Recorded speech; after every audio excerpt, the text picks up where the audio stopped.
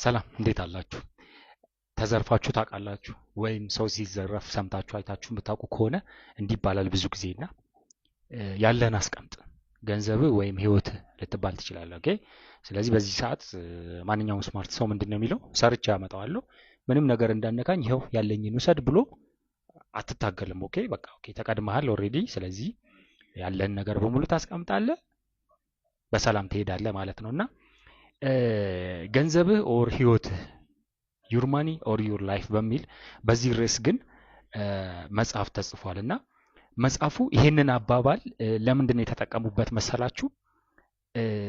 ለደሞዝ ብለህ ወይም ገንዘብ ለማግኘት ብለህ ህይወትህን እያሳለፍክ ነው እዛ ነገር ላይ። ኦኬ ገንዘብህን፣ ጉልበትህን፣ ጊዜህን፣ የአእምሮህን እውቀት ሙሉ ጊዜህን እዛ ነገር ላይ ህይወትህን እያሳለፍክ ነው ማለት ነው። ስለዚህ ገንዘብ የምታገኘው ይሄንን ስታደርግ ነው ማለት ነው። ስፔሻሊ ተቀጥረ የምትሰራ ከሆነ በቀን ውስጥ 8 ሰዓት እዛ ቦታ ላይ ተገኝተህ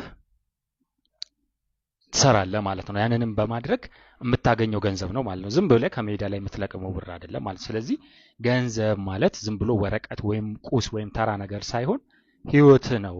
ህይወትህን ጊዜህን ሰጥተህበት የምታመጣው ነገር ነው። ስለዚህ ይሄ ነገር እንደው በቀላሉ ዝም ብለህ የምትበትነውና የምታባክነው ነገር አይደለም። ስለዚህ ህይወት ነው የሚሻልህ ወይስ ገንዘብ ነው የሚሻልህ ይልና መጽሐፉ አብራችሁን ከቆያችሁ ወደ በኋላ ላይ ምን ያሳያል? አንደኛ ስለ ክሮስ ኦቨር ፖይንት ያወራል።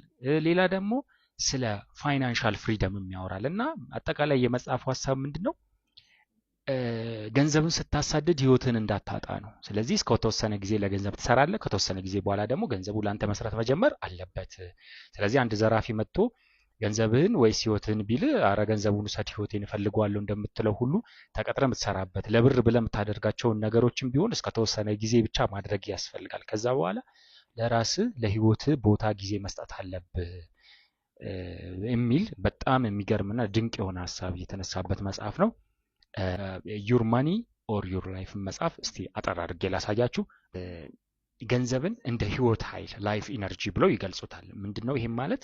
ገንዘብ የሚሰጥህ ወይም የሆነ ቦታ ሰርተህ እንካ ይህ ገንዘብ ብለው ክፍያ የሚከፍሉ እዛ ቦታ ሂደ ጊዜህን ጉልበትህን ስላሳረፍክ ነው ማለት ነው። ስለዚህ ህይወትህን እዛ ጋር ገብረሃል ማለትም ጊዜህን ጉልበትህን ገብረህ ያገኘው ነገር ነው ማለት ነው። ስለዚህ መስዋዕትነት ከፍለህ ያገኘው ነገር ነው ማለት ነውና በምታወጣበትም ጊዜ እያንዳንዱ ብር የምታወጣው እያንዳንዱ ሳንቲም ያን ሁሉ ዋጋ ከፍዬ ህይወቴን ሰጥቼ ጊዜን ሰጥቼ ካገኘሁት ነገር ጋር ያን ሁሉ መከራ ካሳለፍኩበት ነገር ጋር ሲወዳደር ይሄ ማወጣለት ነገር ወርዝ ያደርጋል ወይ ብሎ መጠየቅ አስፈላጊ መሆኑን ያነሳሉ። ቀጥሎ እውነተኛ የሰዓት ገቢውንም እንዲያሰሉ ይጠይቃሉ በመጽሐፉ ማለት ነውና እውነተኛ የሰዓት ገቢ ወይም አውርሊ ክፍያው ስንት ነው ብሎ የሚጠይቅና ለትራንስፖርት እንዲሁም ደግሞ ከስራው ጋር ተያይዞ ለምታወጡትን ወጪ በሙሉ ቀንሳችሁ ከዛ በኋላ የሚተርፈው ገንዘብ እሱ ነው ማለት ነው ትክክለኛ ከስራው የምታገኙት ክፍያና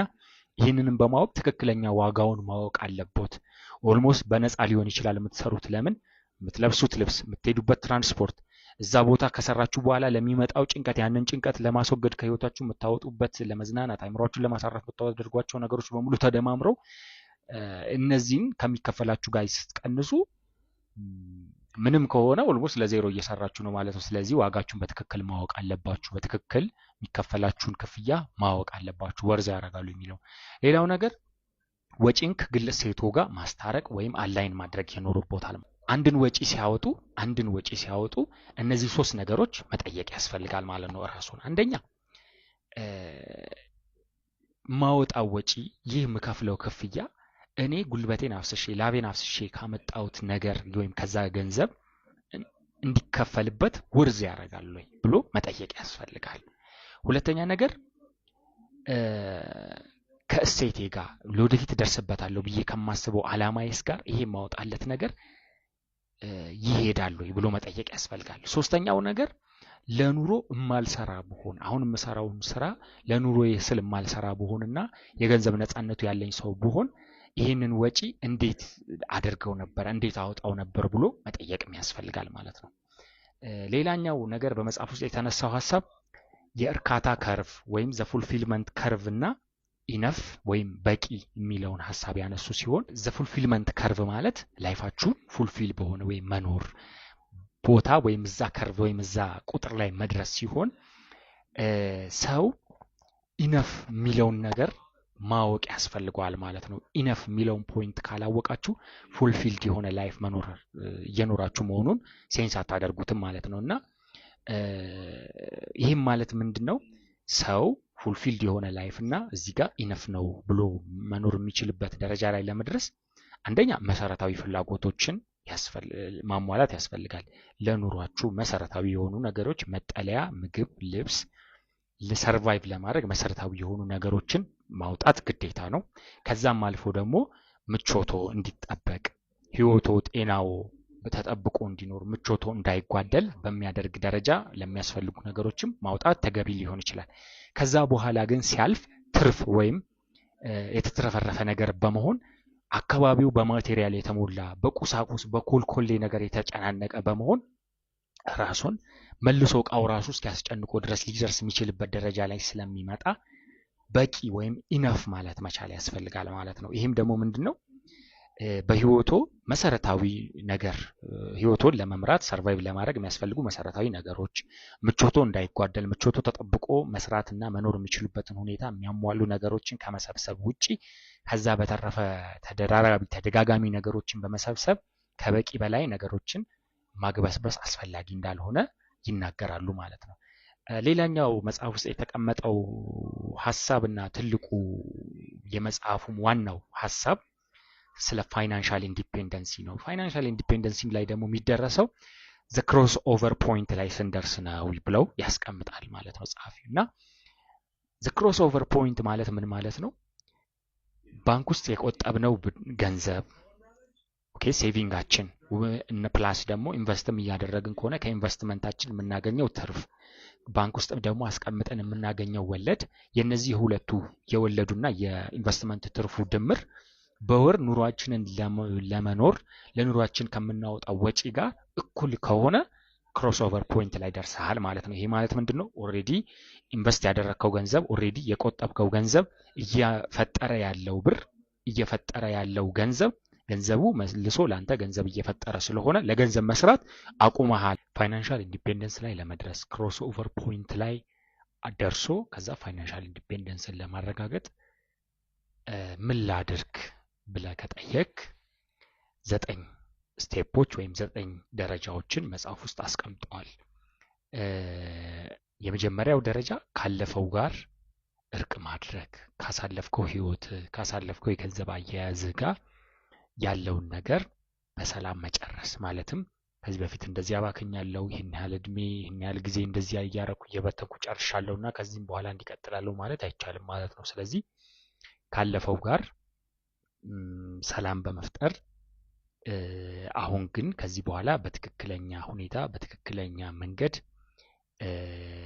የፋይናንስ አካሂዴን የፋይናንስ አያያዜን አስተካክላለሁ ብሎ ማለት ያስፈልጋል ማለት ነው። ሁለተኛው እውነተኛ የሰዓት ክፍያህን ማወቅ።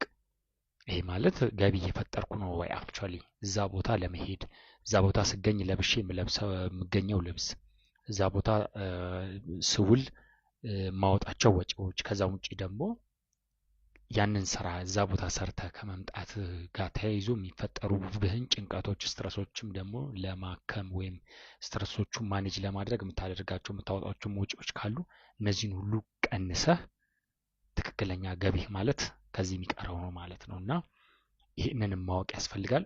ሌላ ሶስተኛ ወጪን መከታተል። እያንዳንዱን ወጪ በትክክል መከታተል ያስፈልጋል፣ መመዝገብ ያስፈልጋል። 1 ወር 2 ወር እስከ 3 ወር ድረስ በየቀኑ ወይም በየሳምንቱ ሾፕ የምታደርግ ከሆነ የምታወጣቸው ወጪዎች ለምን ምን ብር ወጣ የሚለውን በትክክል መቆጣጠርና ወጪ መከታተል ያስፈልጋል። አራተኛው ራስን መገምገም። ምንድነው መገምገም? ያወጣሁት ወጪ እየሄድኩበት ያለው መንገድ እኔ ካስቀመጥኳቸው በህይወት ያሳካዋለሁ ብዬ ፋይናንሻሊ ካሰብኩት አንፃር ጥሩ እየሄደ ነው ወይ ብሎ መገምገምና አካሄድን ማስተካከል ያስፈልጋል ማለት ነው። አምስተኛ የሂደት ሰንጠረዥ ወይም ዎል ቻርት መፍጠር ያስፈልጋል። ይሄ ምንድነው?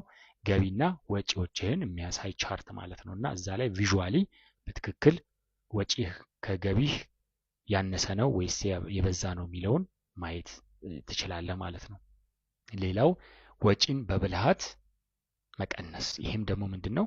በስስት በመሰሰት ራስን በማስቸገር ራስን በማሰቃየትም ሳይሆን ደሞም ኦቨር ስፔንድ በማድረግና ብኩን መሆንም ሳይሆን ይሄንን ባላንስ በጠበቀ መልኩ በብልሃት ወጪን በመቀነስ በስነ ስርዓት መኖር ያስፈልጋል ማለት ነው። ሰባተኛው ገቢ ማሳደግ። አሁን እያገኘህ ያለው ገቢ አሁን እያገኘኸው እውነተኛ ክፍያ ምን እንደሆነ ታውቃለህ? ይሄ ክፍያ ግን ፋይናንሻል ኢንዲፔንደንሲ ላይ ለመድረስ ክሮስኦቨር ፖይንት ላይ ለመምጣት ያስችለኛል የሚለውን ነገር አስቦ ተጨማሪ የጎን ገቢ በጎንዮሽ የሚገቡ 2-3 ገቢዎችን ማሰብ። አሁን ያለህን እውቀት አሁን ያለህን ክህሎት በተጨማሪ ክህሎቶች እውቀቶች በመጨመር ተጨማሪ ገቢ በመፍጠር በአጭር ጊዜ ብዙ ገቢ መፍጠር የምትችል አይነት ሰውና እዚህ ላይ መስራት ያስፈልጋል። ሌላው የመሸጋገሪያ ነጥብ ወይም የመሸጋገሪያ ክሮስኦቨር ፖይንትን መተንበይ። አሁን ባለኝ ገቢም ሆነ በፈጠርኳቸው ተጨማሪ ገቢዎች ክሮስኦቨር ፖይንት ላይ መቼ ደርሳለሁ? ክሮስኦቨር ፖይንት ማለት ለማስታወስ የቆጠብከው ቁጠባ ገንዘብ የሚወልድልህ ወለድ፣ ከወለዱ የምታገኘው ገቢ እና ኢንቨስትም እያደረግ ከሆነ ከኢንቨስትመንት ከገዛቸው ሼሮች ኢንቨስት ከምታደርጋቸው ቢዝነሶች የምታገኘው ትርፍ የነዚህ ሁለቱ ድምር በወር የምታወጣውን ወጪ መሸፈን ከቻለ ክሮስኦቨር ፖይንት ላይ ደርሳል ማለት ነው። ስለዚህ እዛ ጋር የምደርሰው መቼ ነው ብሎ ማሰብ ያስፈልጋል ነው ማለት ነው። ሌላኛው እና መጨረሻ 9ኛ ላይ ያለው ነገር ኢንቨስት ማድረግ ነው። አዋጭ በሆኑ አክሳሪ ባልሆኑ ትርፋቸው ትንሽም ይሁን ትርፋቸው ትልቅም ይሁን ብቻ ሎው ሪስክ የሆነና በጊዜ ሂደት ግን አንተን ፋይናንሻሊ ኢንዲፔንደንት እንድትሆን የሚያደርግ ስማርት የሆኑ በትክክል የተጠኑ ኢንቨስትመንቶች ላይ የቆጠብከውን ገንዘብ ካሳደግካቸው ገቢዎች ከቆጠብካቸው ቁጠባዎች ተነስተ ያለህን ገንዘብ ኢንቨስት ማድረግና በዚህም ከኢንቨስትመንትህ እንዲሁም ደግሞ ባንክ ካለ ብር የምታገኘውን ገንዘብ ፋይናንሻል ኢንዲፔንደንት እንድትሆን እስኪያደርግ ድረስ ኢንቨስት ማድረግ ማለት ነው። እና በአጠቃላይ ምንድነው ቅድምም መግቢያው ላይ እንዳልኳችሁ ገንዘብ ወይም ህይወትህ። ኦኬ። ስለዚህ ህይወትህን በሙሉ ገንዘብ በማሳደድ መጨረስ የለብህም ማለት ነው። እና ከገንዘብ ባለፈ ህይወትህን በትክክል መኖር ህይወትህ ላይ ልታሳካቸው የምትፈልጋቸውን ነገሮች ማሳካት የምትችል አይነት ሰው እንድትሆን በጊዜ በትክክል ማኔጅ አድርገህ አሁን ፋይናንሻል ኢንዲፔንደንሲ የሌለ ሰው ከሆንክ ፋይናንሻል ኢንዲፔንደንሲ ላይ ለመድረስ ካሁኑ አቅዶ መስራትና እዛ ላይ በመድረስ ሁልጊዜ ገንዘብ ፈላጊ ሁልጊዜ ለገንዘብ የሚሰራ ሰው ከመሆን ይልቅ ገንዘብህ ለአንተ የሚሰራበት ነጥብ ላይ ክሮስኦቨር ፖይንት ላይ በመድረስ ፋይናንሻሊ ኢንዲፔንደንት የሆነ ላይፍ ከዛ በኋላ መምራት የምትችልበትን መንገድ ማሰብ እንዳለብህ የሚመክር መጽሐፍ ነው። ዩር መኒ ኦር ዩር ላይፍ። በስፋት ጊዜ ካለው ወስደው እንዲያነቡ መክራለሁ። ይህንና መሰል ይዘቶችን ለማግኘት ማህበራዊ ሚዲያ አካውንቴን ይከታተሉ።